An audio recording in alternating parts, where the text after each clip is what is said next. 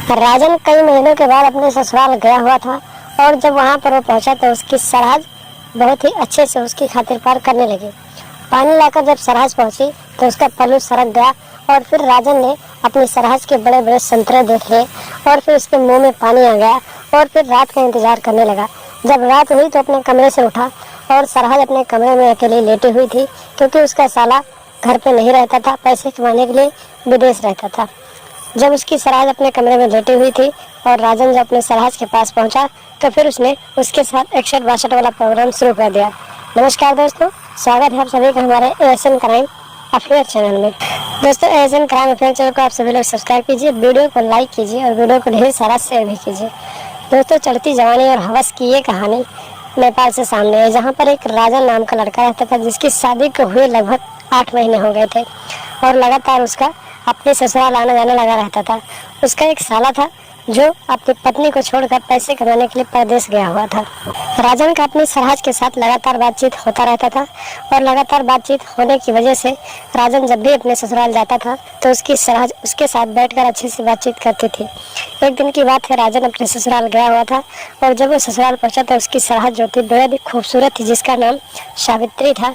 सावित्री जब पानी लेकर राजन के पास आई तो फिर वो मुस्कुरा रही थी। जब राजन ने अपनी सरहद को देखा तो उसके मुंह में पानी आ गया और फिर वो कहने लगा कि सरहद जी, आप तो बहुत ही खूबसूरत हो गई हो, पहले से ज़्यादा खूबसूरत हो गई हो। आखिर क्या बात है, इस खूबसूरती का राज क्या है? इतनी बात सुनने के बाद सरहद मुस्कुराने लगी और बोली कि जीजा जी, आप भी ना बहुत मस्ती करते हो। उसके बाद जैसे वो पानी रखने के लिए नीचे झुकी तो उसके कंधे से उसका पल्लू सरक गया और फिर राजन ने अपनी सरहद के बड़े बड़े संतरे देख लिए। जब राजन ने अपने सरहद का बड़ा बड़ा संतरा देखा तो फिर उसके मुंह में पानी आ गया और फिर वो मन ही मन अपने सरहद को ठोकने के बारे में सोचने लगा। उसके बाद राजन ने कहा, ठीक है, अगर नहीं बताना चाहती हो तो कोई बात नहीं है, मैं तुम्हारे पति से पूछ लूँगा कि आखिर इतनी खूबसूरत पत्नी को छोड़कर तुम परदेश कैसे रहते हो।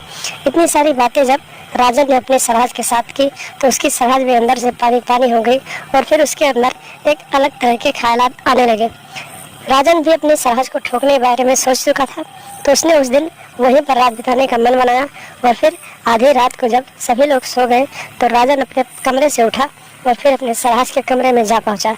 उसकी सरहद एक बहुत ही अच्छी सी नाइटी पहनकर अपने बेड पर लेटी हुई थी और अपने पति से वीडियो कॉल पे बातचीत कर रही थी। जब चुपके से राजन उसके कमरे में पहुंचा और फिर उसने उसके पैर को छुआ तो फिर सरहद को पता चल गया कि उसका जीजा आ चुका है, यानी कि उसका नंदोई आ चुका है। तो फिर उसने अपने पति का फ़ोन काट दिया और फिर बोली कि मुझे नींद आ रही है, मैं सोने जा रही हूँ। उसके बाद में जब राजन अपने सरहद के साथ बैठकर बातचीत करने लगा और धीरे धीरे उसकी नाइटी के अंदर हाथ डालने लगा और उसके नरम नरम संतरे को सहलाने लगा। काफ़ी देर तक राजन अपनी सरहद को इसी तरीके से उसके संतरे को सहलाता रहा और जब उसे लगा कि उसकी सरहद एकदम से गर्म हो चुकी है तो फिर उसने अपना लोहा अपने सरहद के भट्टी में डाल दिया। सावित्री भी काफ़ी गर्म हो चुकी थी और उसे भी काफ़ी दिनों के बाद किसी मर्द का सहारा मिला था तो उसने भी अपने नंदोई का कोई भी विरोध नहीं किया और उसके गरम गरम लोहे को अपने भट्टी में लेने लगी। राजन इतना जोरदार, इतना नशे में था कि उसने अपनी सरहद का एकदम से इतने जोरदार तरीके से गेम बजाया कि उसकी सरहद की आत्मा तृप्त हो गई और फिर करीब 1.5 घंटे तक इन दोनों का 61-62 वाला प्रोग्राम चलता रहा और फिर जब दोनों थक गए तो वहीं पर लेट गए और लगभग आधे घंटे के बाद फिर से राजन उठा और फिर अपने गरम गरम लोहे को अपनी सरहद की भट्टी में डाल दिया और फिर दोनों 61-62 वाला प्रोग्राम चलाने लगे। इसी तरीके से 2 घंटे तक फिर इन दोनों का ये प्रोग्राम चला और फिर ये दोनों अलग हो गए और उसके बाद राजन जाकर अपने बिस्तर पर लेट गया और जब सुबह हुई तो राजन ने अपनी सरहद से कहा कि सरहद जी, मैं जा रहा हूँ और फिर कभी जब ज़रूरत पड़ेगी तो मुझे बताना।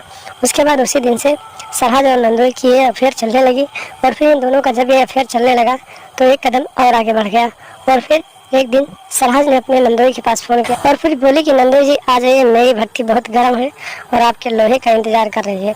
जैसे ही नंदोई को इसके बारे में पता चला तो राजन अपने घर से उठा और सीधे अपने ससुराल पहुंच गया और आधी रात को जब वो अपने सरहद के कमरे में पहुंचा और अपने गरम गरम लोहे को अपने सरहद के गरम भट्टी में डालने लगा तभी अचानक उसकी सांस की नींद खुल गई। जब राजन अपने सरहद का गेम बजाया था तभी अचानक उसकी सांस की नींद टूटी और सांस जब कमरे से बाहर आई तो उसने सुना कि उसकी बहू के कमरे से कुछ आवाज़ आ रही है। जब उसने खिड़की के रास्ते से जाकर देखा तो वहाँ देखा कि उसका दामाद उसकी बहू का अच्छे से गेम बजा रहा था।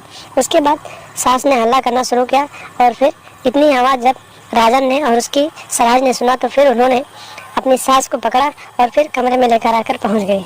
उसके बाद दोनों ने मिलकर सास का गला दबा दिया और मौके पर उसकी मौत हो गई। और फिर आधी रात को ही राजन अपने कमरे में आकर लेट गया और फिर उसकी लाश को उसके चारपाई पर ले जाकर लेटा दिया। जब सुबह हुई तो सावित्री जो उसकी सरहज थी सुबह रोने धोने लगी। आसपास के लोग इकट्ठा हुए। जब लोगों ने पूछा कि क्या हुआ तो उसकी सरहज ने बताया कि रात को पता नहीं कैसे इनकी मौत हो गई। उसके बाद गांव में किसी ने पुलिस वालों को फोन कर दिया और पुलिस वहां पर मौके पर पहुंच गई और पुलिस ने लाश को कब्जे में लिया और पोस्टमार्टम के लिए भेज दिया। और फिर पोस्टमार्टम का रिपोर्ट आया कि इसका गला दबाकर हत्या किया गया है।